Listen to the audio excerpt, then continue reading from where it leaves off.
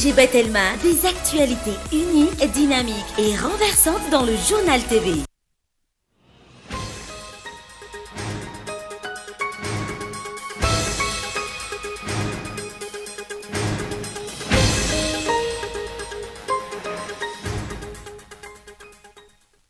Nanaitra ny maro ny fahitana tamin'ny tambazotra serasera ny fampiasana ny tafika malagasy sy ny fiatra eto Manafaka teto Antananarivo renivohitra amin'izao akatoko ny fandraisana ny lalaon'ny nosy izao. Mahafinaritra ny fifanampiana hoy ny mpanara-baovao saingy tokony hajaina ihany ny asina sy ny lanjan'ny tafika malagasy izany. Mahakasika ny kilalao amin'ny alalan'ny totohondry izay kolotsaina mampiavaka ny tapany avaratry Toliara no hoentina aminao anatin'ny fanadihadiana izay tafiditra ao anatin'ny zanam-pandaharana Tantara.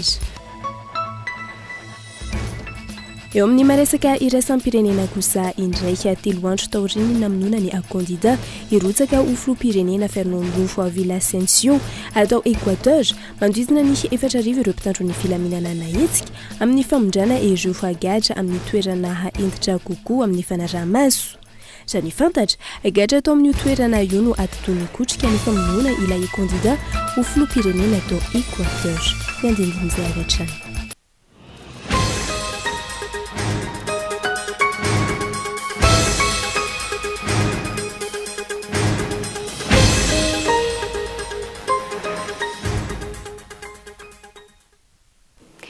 Manaitra ny araba tompo kilasy tompo vavy tonga sondray ato anatin'ny fampahalalam-baovao ny Kolo TV amin'izao alina izao ka manasanao hanaraka izany hatramin'ny farany. Ny matoada tsoratra no anokafantsika ny fotoana ny fampahalalam-baovao amin'izao alina izao. Nanovokofoka ny fitondram-panjakana atao anatin'ny andro vitsivitsy izay ny tety vazatany maro ny sehoseho tamin'ny vahoaka ka nazavatra tsy misy antony-goavana loatra sady niezahana ny sehoana tamin'ny vahoaka. Midika izany fefa anatin'ny propaganda zareo fa miafina ambadiky ny wisha asa fanao mahazatra fanadiadiana. Voapirofatrano fa mitanila miangatra ny mpitondra ankehitriny arakaraky ny irosoana makany amin'ny fifidianana no anehoana ny tena endriny. Mihevitra zareo fa mety sy rariny ny ataony fa raha mba manao tahaka ny ataony anefa ny hafa dia rarana sakanana ny famorim-bahoaka Ankalamanjana no tiankolazaina. Efa navoaka volana maro ilay naoty mitanila fa tsy azo ataon'ny mpanao politika ny manao fivoriana Ankalamanjana afa-tsy ny mpitondra. Ny mpitondra mantsy hoy ilay naoty dia manao ny asan'ny fanjakana. Rehefa mandeha nefa ny mpitondra dia miafina ao ambadiky ny fitokanana fa ny kabary sy ny fihetsika rehetra dia efa propaganda tsotra zao. Izay mikabary dia miantso ny filoha Rajoelina irotsaka hovidina. Ny fitafiana sy ny endrika ivelany rehetra amin'io efa volomboasary avokoa. Ka tsy propaganda ve izany? Ilay zavatra tokanana na ilay fanomezana moa dia avy amin'ny volam-panjakana na famatsiana avy amin'ny mpamatsy vola iraisam-pirenena. Dia tsy tahotra tsy henatra fa dia hoe izy Andry Rajoelina no nanome an'io no ny fitiavan'ny vahoaka malagasy. Ohatrany hoe vola ao am-posiny no mivoaka. Fampiasana ny fahefana eo am-pelantanany no dikan'izany. Fanodikodinana ny volam-panjakana anaovana propaganda no dikan'izany. Tsy tenenina intsony ny fampiasana fitaovam-panjakana entina manao propaganda izay afenina ambadiky ny mahafiloham-pirenena. Tetika efa lany andro zany. Efa nilaozan'ny toetrandro tsy mendrika ny vanim-potoana mazava ankehitriny. Ary ny tena mampalahelo dia izy filoham-pirenena miseho tanora sy moderna. Kanefa dia ny fomban'ny mpanao politika ambara ho dinozoro no ampiariny. Izany hoe tsy miaina ny vanim-potoana moderna velively eo amin'ny fanaovana politika fa miaina vanim-potoana tany amin'ny 70 taona lasa. Dia tsy mahagaga raha miempotra ny fiainam-bahoaka. Manao dia miempotra ny firenena tato anatin'ny 5 taona farany. Tsy ho ela moa ny fifidianana. Hitambirina ao an-tsain'ny mpifidy avokoa ny tsirariny. Ny tsy fahombiazan'ity fitondrana ity dia azo antoka fa hitodian'ny vahoaka lamosina eo am-pandratsaham-bato ny 7 Novambra. Fananetra ny maro ny fahitana tamin'ny tambazotra serasera ny fampiasana ny tafika malagasy sy ny fiarany hitomana fako teto Antananarivo renivohitra amin'izao fa akatoko ny fandraisana ny lalaon'ny nosy izao. Mahafinaritra ny fifanampiana hoy ny mpanara-baovao saingy tokony hajaina hatrany ary apetraka ihany koa ny asina sy ny lanjany izany tafika malagasy izany. Fanadiadiana. Araky ny hita tao amin'ny tambazotra tseratsera Facebook, tao amin'ny pejin'ny ministeran'ny fiarovam-pirenena, mirotsaka an-tsehatra manampy ny fiadidian'ny tanàn'Antananarivo amin'ny fitaomana ireo fako ny tafika malagasy amin'izao andro vitsitsy anomboan'ny lalaon'ny nosy izao. Tranga izay niteraka resabe tato anatin'ny 27 ora. mahafinaritra ny fifanampiana sy ny fifanomezan-tanana mba hananana tanàna madio hoy ireo fanehonkevitra. Sainginety kokoa raha nodinihina tsara izay fomba fanatanterahana azy ny alohan'ny nirosoana tamin'ny asa. Ny tafika malagasy izay iaraha malala fa marika sy miaro ny fiandrianan'ny firenena tandroka aron'ny vozona. Manana ny satany, ny lanjany ary ny asiny eto amin'ny firenena. Tsy tokony ahetsika ampiasaina amin'izao fotsiny raha tsy misy antony lehibe sy tsy azo anoarana. Amin'ity tranga indray mitoraka ity, ekena fa hoe misavovona ny fako eto an-drenivohitra, indrindra amin'izao ankatoko ny lalaon'ny nosy izay andraisantsika vahiny maro, fa dia ny tafika sy fitaovan'ny fitondrana olona mihitsy ve no mila ahetsika manatanteraka izany, na eo azy ireo fitaovana hafa mifanaraka amin'izao hetsika izao. Tsy nahita olombelona sy fitaovana hafa ve ny fanjakana sy izay tompon'andraikitra voakasika, fa dia ny fitaovana fampiasa hitaterana olona ary ny an'ny tafika malagasy mihitsy no tsy maintsy netsehana hitaomana fako. Raha ny fahalalana azy, misy ary manana fitaovam-panjakana maro isika afaka ny ampiasaina eny ampelantanan'ireo sampandraraha samihafa na ahafahana ny taona ireo fako amin'izao fanomezan-tanana atao amin'ny komina Antananarivo renivohitra izao. Ireny fitaovam-panjakana fampiasa hitondra entana sy fitaovana samihafa ireny no tokony nampiasaina raha tsy maintsy nampiasa sy tsy te hifampiraraha amin'ny sehatra tsy miankina hoy ireo mpaneho hevitra amin'ny tambazotra tseratsera sy ny mpanara-baovao. Fa tsy ny fiarabe fitondrana olona andeha mitahiraka rahampitso sy rafakapitso no hitaomana fako androany. Ekena fa ho diovina rehefa vita ny asa, fa na izany aza, ahoana ary aiza ho aiza ilay asina sy toerana mahatafika ny tafika malagasy araky ny voalaza etsy ambony. Tsetsasetsa tsy aritra ihany koa ny hoe hanao ahoana ny ao an-tsain'ireo miaramila rahampitso hihevitra hoe ity mitondra antsika ity ilay fiara nitaomana fako talohan'ny lalaon'ny nosy. Tranga efa nisy teto amin'ny firenena nefa ity resaka ity, fa tsy hoe vao sambany izao. Efa nahetsika ny tafika ny taona 2024, nanadio tanàna teto Antananarivo, teo ihany koa ny tamin'ny fiandohan'ny taona 2024, nanala ireo loto sy fako tamin'ireo tatatra sy lakan-drano. Tamin'ireny no efa naneho hevitra ireo mpanao Facebook ny amin'ny hoe ny tafika malagasy mihitsy ve no tena nilaina nahetsika. Miverina hatrany eto amintsika ilay tsy fahaiza maka lesona tamin'ny lasa sy ny tsy fihainoana ny vahoaka entina ka mahatonga izao zava-misy izao. Raha nandinika misimisy kokoa ny alohan'ny nandraisana fanapahan-kevitra, ho tehaka sy fisaorana no azon'ny fanjakana sy ireo rehetra manana fandavatena sy fanetretena andio ity tanàna iaraha manana ity. Ny vahoaka izay tsy adala fa manampy ary iaraha malala fa vahoaka mahay mankasitraka ny vahoaka malagasy rehefa mety ny ataon'ireo mpitondrany. Lafombaovao hafa kosa indray zava-dehibe ahafahana hamisoroka ireo olana mety izy io ka ampisokorotana amin'ny fizotrany fifidianana ny fanaovana sonia ilay charte de bonne conduite na ny sadampitondran-tena ny antoko politique sy ny mpilatsaka ho fidiana hoy ny candidat ho filoham-pirenena Roland Ratsiraka androany ity farany izay isan'ny nanao sonia izany sada izany tamin'ity androany ity. Fanadihadiana hoentiny Henri Florian. Antoko politika miisa 20 no efa nanao sonia ny charte de bonne conduite na ny sadampitondran-tena ny antoko politika sy ny mpilatsaka ho fidiana hatramin'ny androany araka ny totanisa avy ao anivon'ny FES. Ho an'ity androany ity ny antoko politika MTS na ny malagasy tonga saina indray no tonga nanao sonia izany sata izany teny amin'ny foibentoerany FES ety ankady fotsy.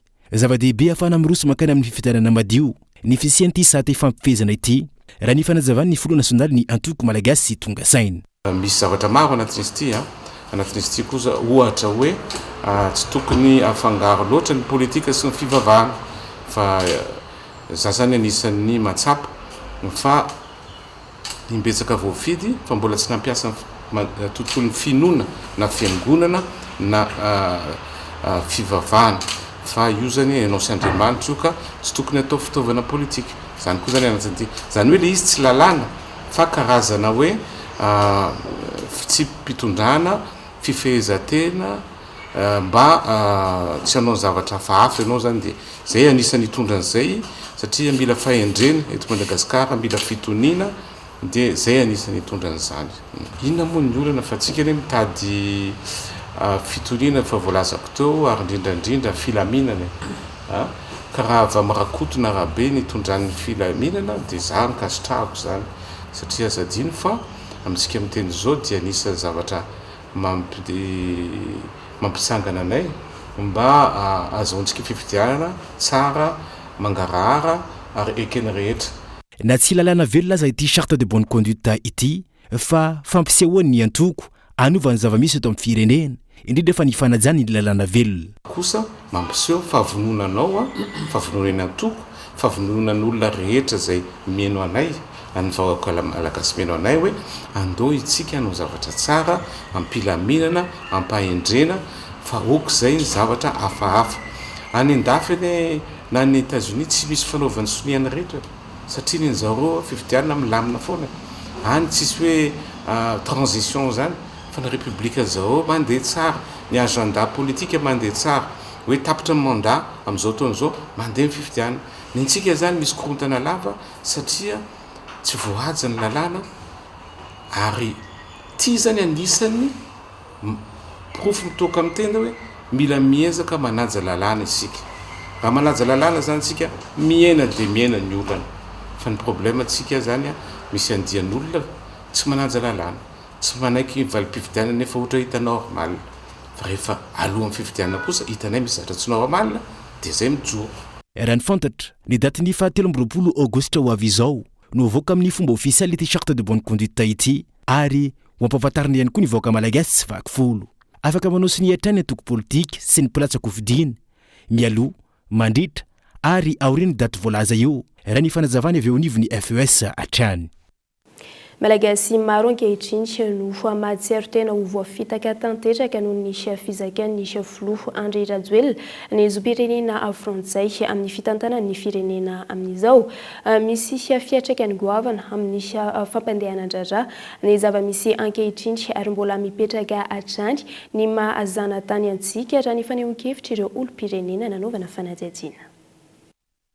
Fanambanina ny vahoaka malagasy mipetraka ivelana Antananarivo renivohitra ny filazan'ny filoha Andry Rajoelina naritra ny fandarana farany izay nataony fa tsy miraharaha momba ny fizakany zopirenena vahiny nefa mitantana ny firenena ireo vahoaka mihoatra ny 70 kilometatra miala ny Antananarivo raha ny fanehoan-kevitra ireo olom-boafidy any amin'ny distrika hafa diso fanantenana ary miendrika ho fametahana ny vahoaka malagasy ny zava-misy ankehitriny ka tsy azo ekeny hoy ireo ben'ny tanàna. Eo anatin'izay zavatra zay tsy nahita maso ary tsy nanoky tsy nandrasa fa hitanay ary heninay amin'ny aina manjery sy eo ny fahita lavitra.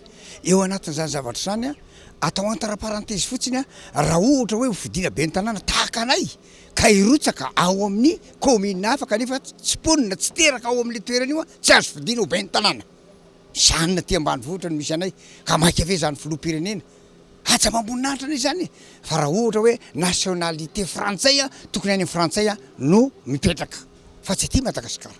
Eo anatin'izay zavatra zavatra fahafantarako ary zany mba fa taloha ihany efa niarany tolona tamin'ireo ray aman-dreny teo aloha fa zao eo amin'ny atao hoe zana tamin'ny frantsay tsika namaiza nahaina maro ny zany ny rahantsika tamin'izany amin'izao fotoana zao tsika efa mahaleo teny oka aleo tantenaka mahaleo teny tsika fa tsy miankina amin'ny frantsay zao ny fandraisanay amin'izay de fanambanina ny gasy zany fa zao rehefa frantsay izy de frantsay fa tsy azo ambakaina ny malagasy aty ambanivohitra. Tsy azo ekena trano ho ireo ben'ny tanàna ivelany Antananarivo ny fanapotehana ny fiainam-bahoaka indrindra fa ny fitantanana ny firenena manoloana ity toe-java-misy ity. Raha mijeriko anazy aloha fahitako anazy sy fieritreretako anazy de tsy mety amintsika tsony zany hoe filoham-pirenena mizaka ny zopirenena frantsay zany satria ny vahoaka malagasy no tokony ho jerena fa lasa manao bingo manao matso misalovana ny anjara filoham-pirenena avebekon'ny hafa zany ny raha vao misaka zopirenena frantsay izy. Sarotiny malagasy satria zao mahazo ny gasy zao de tsy misy mifahaleovan-tena malagasy mihitsy fa lasa miatetra amin'ny any ivelany. Na izahana ho tsy ho asiana resaka firy aza ny mahakasika ny fizakany ny filoham-pirenena ny zopirenena frantsay ity amin'izao fotoana izao mbola mitana ny sain'ny mpanarabavao hatrany izany ary sasamiandry ny fanapahan-kevitra ny fitsarana avokoa ny rehetra amin'izao fotoana izao. Lafim-baovao hafa kosa indray ny loto sy ny fako plastika izay miparitaka any anaty ranomasina no fototra iray lehibe mahafaty ireo baleine amin'izao fotoana izao hoy ny atao anivony ny ministera tompon'andraikitra saika any amin'ny tapany atsimo andrefany Madagasikara no ahitana ny fatiny ireo baleine tamin'ity taona ity raha ny tatitra voaray avy amin'ny ministera hatrany.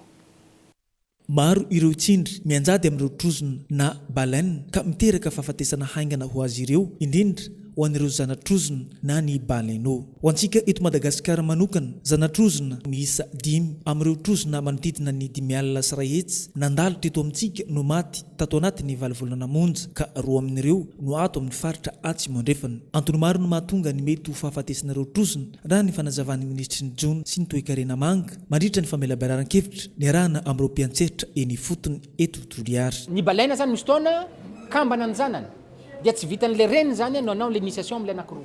Manaraka an'izany lay agressivité lay line. Le line zay manao parade nuptiale dia misy taona izy le mianjera iny dia mahavoany le zanany dia mazava ho azy fefika le zanany. Ao ihany koa ilay prédation. Ny balenao indrindra ilay zanaka baleine dia misy ireo biby mihinana azy ihany koa ngezany ho izy. Tafiditra ao anatin'izany ohatra ny grand requin blanc zay mihinana azy ohatra ny tranga tany Diego tamin'ny taona lasa. Ankoatr'ireo isan'ny antony miteraka ny fahafatesan'ireo baleine ihany koa ny loto vokatry ny asan'olombelona raha ny fanazavana hatranony. Mazava ho azy ireo pollution. Misy ilay baleine misy zavatra hohaniny dia misy plastika na misy débris de verre ao anatin'ny zavatra hohaniny dia mahafaty azy satria tsy levona reny zavatra reny. Ao ihany koa ny pollution liée amina hydrocarbure zay mety misy hydrocarbure zay mahafaty ny baleine ihany koa. Dia ankoatran'izany misy ihany koa ilay pollution sonore amin'ny alalan'ireo exploration sismique rehetrarehetra sy zay mety ho recherche mifandraika amin'izany rehetra ka mandefa son. Dia reny zany désorienté ilay baleine. Dia rehefa désorienté izy dia mazava ho azy fefika zany izy ao anatin'izany. Atao sakafo sy avidy eny an-tsena ny ankamaroan'ireo trozona hita faty hatramin'izay izay mifanipaka amin'ny lalàna velona mahakasika ny fandrarana, ny fiazana sy ny fihinanana trozona. No mahafisin'Andriamatoa minisitra teto ny andraikitsy ny tsirairay indrindra ireo mpiantseritra eny fotony. Izay lafim-baovao izay tompo-kilasy tompo-vavy no hoentintsika misy kely ato anatin'ireto dokam-barotra ireto. Aorian'izay no hiditra amin'ny tapany faharoa amin'ny fampahalalam-baovao isika. Tahoary.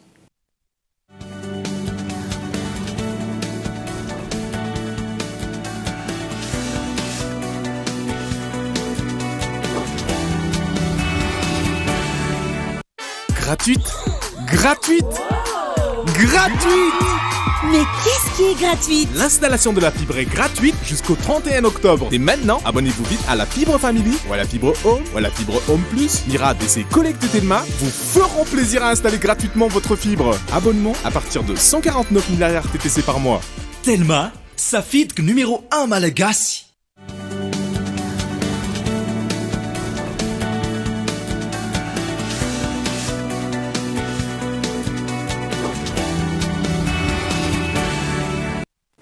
Tavareny indray eto amin'ny fotoanany fampahalalam-baovao isika saika mampiasa outil ny ankamaroany ireo olon-dratsy mpamakitrano sy ireo mpisoloky ho ireo olona sahy ny joro vavolombelona very ny asinama malagasy ekalasa mirona amin'ny fanaovan-dratsy ny fampiasana ny fahaiza-manao malagasy ho ny manampahaizana manokana amin'ny fomba malagasy manoloana izany fanadihadiana.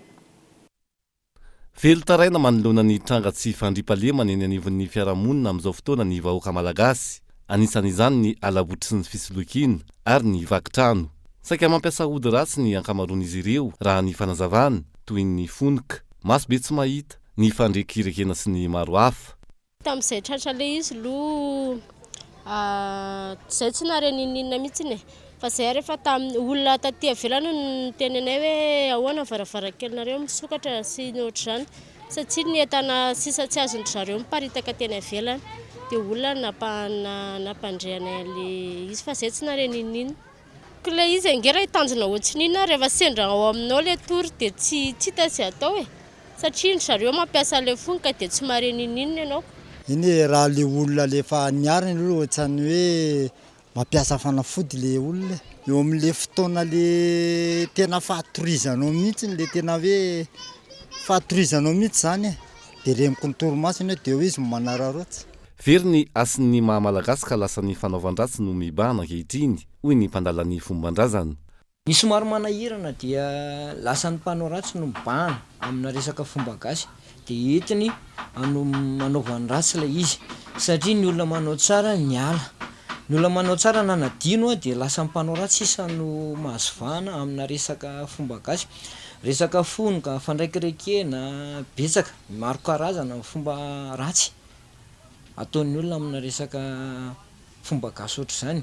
Le olona mpanao tsara nolokotsika fiarahamonina maintimainty, nolokotsika zavatra ratsy hoe manompo sampy, mpilalao-ody, asa maizina, dia lasa niatakantsika taranaka taty aoriana dia nivery ilay sotoavina.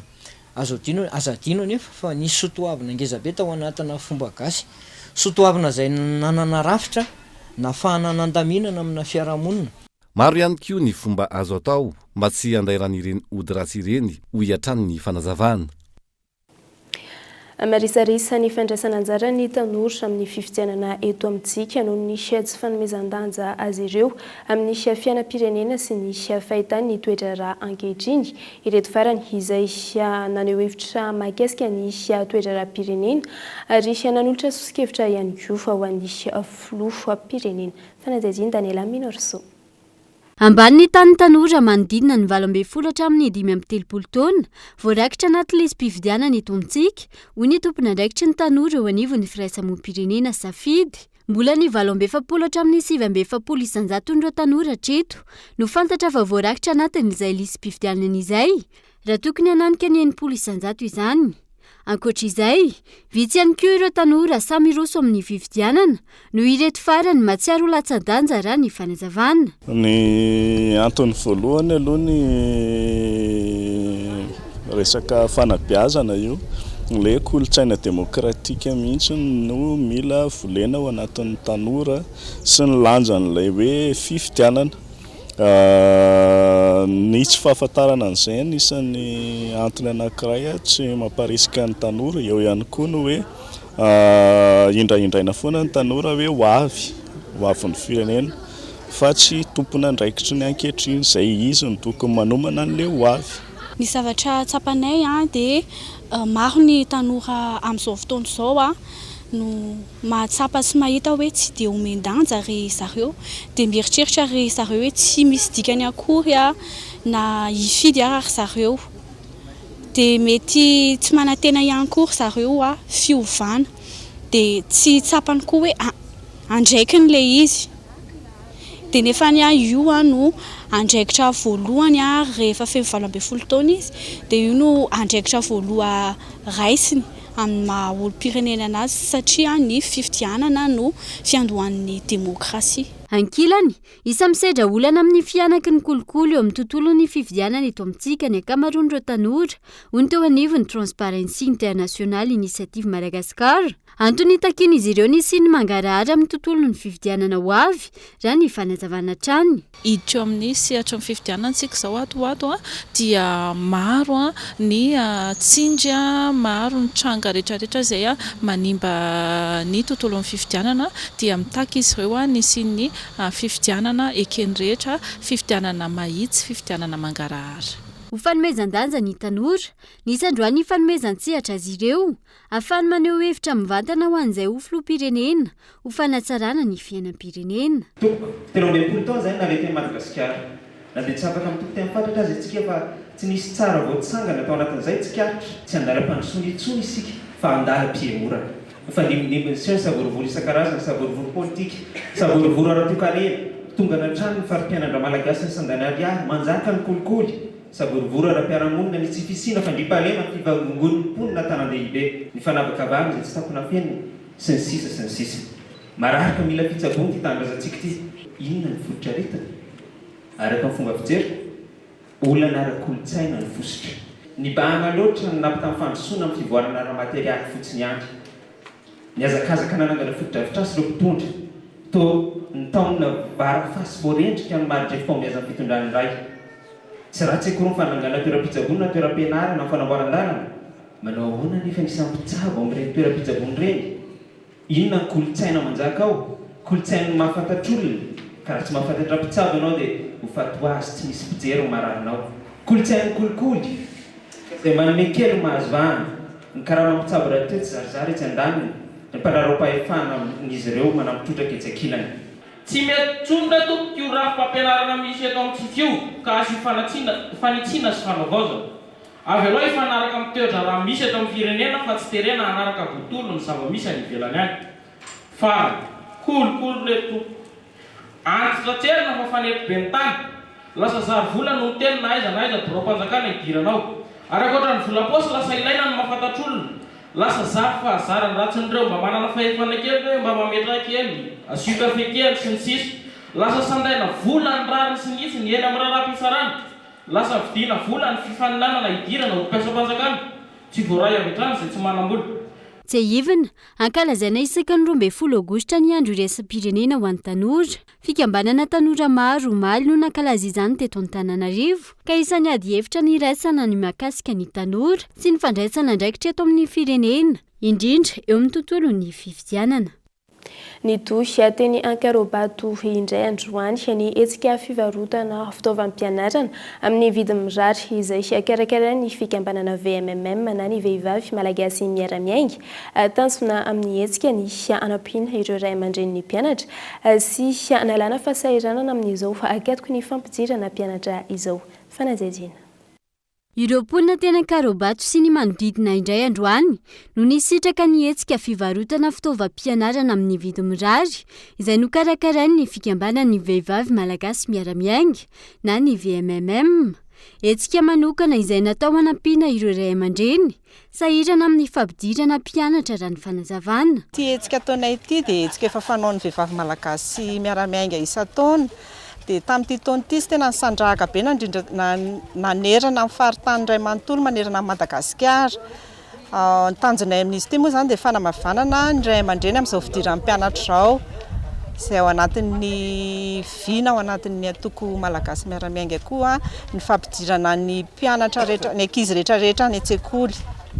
Hita anatin'izao hetsika izao avokoa ireo fitaovam-pianarana rehetra fampiasan'ireo mpianatra any an-dakilasy. Amin'ny fitaovam-pianarana amin'ny vidiny mirary azy, ray aman-dreny maro androany no tonga nanjifa fitaovana teo amin'izy ireo, ho hiatrany mpikambana anatin'ny VMMM Atsimondrano. Tena afa-po ny ray aman-dreny satria tena nirary ilay fitaovana. Misy raha moa tena nilaza mihitsy ny hoe mandeha metsena izay any tsara lalàna mandany 3 hetsy tsy azo daholo ny fitaovam-pianatra nefa hetsy izay ray hetsy dia azo daholo ny fitaovam-pianatra ny fitaovan'ny zanakay. Ny tsena aloha dia tena tonga maro tokoa ny ray aman-dreny ary mbola nisy ara ny mbola mangataka ny fiverenana ety. Ito ihany alatsinainy Ambazaha, distrikana Atsimondrano, ity hetsika fivarotana fitaovam-pianarana amin'ny vidiny mirary izay karakarain'ny VMMM ity ho an'ny rahampitso.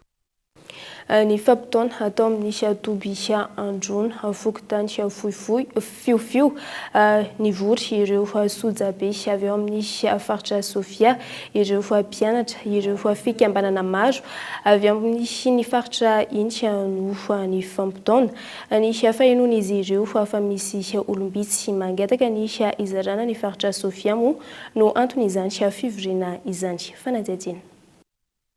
Mitsipaka ny hevitr'ireo olombitsy manana hevidratsy izarany faritra Sofia roa ireto ray aman-dreny mpianatra ary ireo fikambanana maro avy amin'ny faritra Sofia monina eto Mahajanga ireto. Tsy hitondrany amin'ny fampandrosoana velively ny fizarazarana hoy izy ireo tao anatin'ny fanambarana izay nataony. Antso avo ho an'ny filoham-pirenena malagasy. Izahay ray aman-dreny fikambanana jiaby mpianatra teraka faritra Sofia monina eto Mahajanga tsy manao politika fa manaraka hatrany kosa ny fizotrany raharam-pirenena dia mahatsiaro tena manana didy hitondra ny anjara-birikinay amin'ny alalan'ny tolo-kevitra ho fanarenana ny firenena iaraha-manana.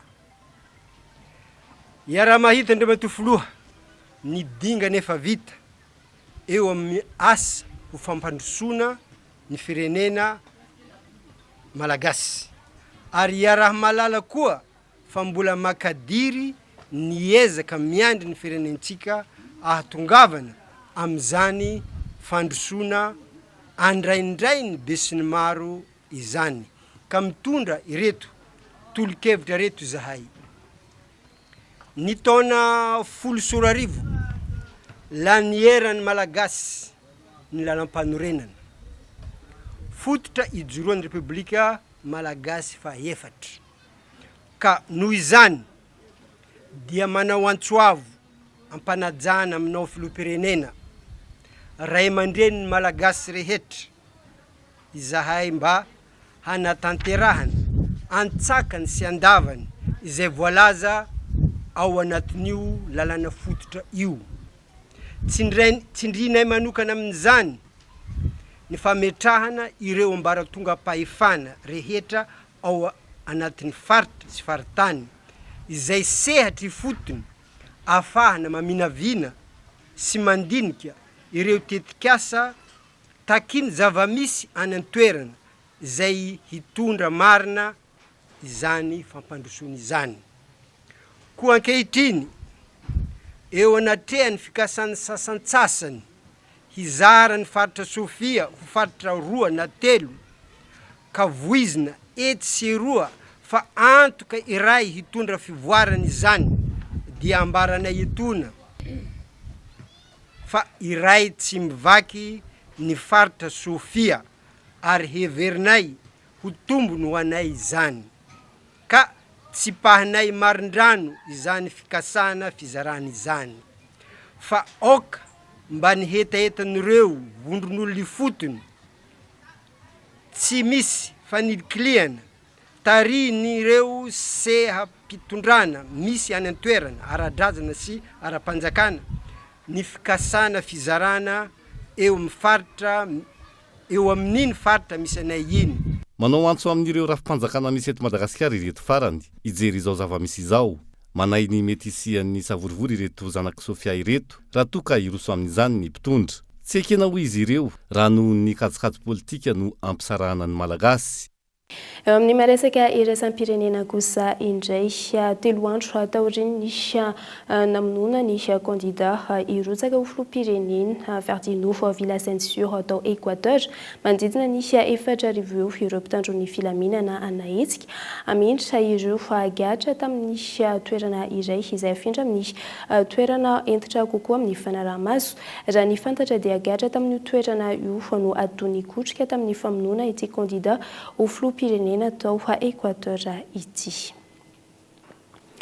Ety mpamaranana dia tsara ny manamarika fa isy nisy fandaharana manokana izay hoarainao eto amin'ny Cool TV amin'ny 9 ora alina nisy fandaharana alalino fandaharana manokana izay iarahana amin'ny Transparency International Initiative Madagascar momba ny fanadihadiana lalina araina adi-hevitra amin'ilay horonan-tsary izay nampitondrana ny lohateny hoe azo vola izay fandaharana manokana hoarainao eto amin'ny Cool TV ka manasanao anaraka izany dia izay indray tompoko lasy tompoko vavy no azonay natolotra taminao tamin'ity ala ity ankasitranay anao tany tokatrano tany nanaraka izany hatramin'ny farany veloma tompoko.